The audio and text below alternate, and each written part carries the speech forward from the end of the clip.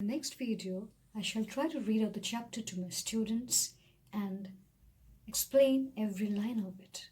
So if you think that this video is going to be beneficial to you, if you think that my classes, my online classes, are going to help you in this journey of higher secondary, first and second year, because here we are going to cover the entire portion of HS first year and second year, both alternative English and general English, along with grammar and the composition part. So if you feel that this is going to be of some good aid to you, please like, share and subscribe to my channel, and I urge my students to read the chapters beforehand.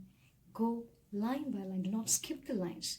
Whenever you feel that you're stuck at some point, just write in the comment section below and ask me to explain, so that I get to know which are your weaker areas and where I need to put my efforts more. Thank you and keep loving this channel.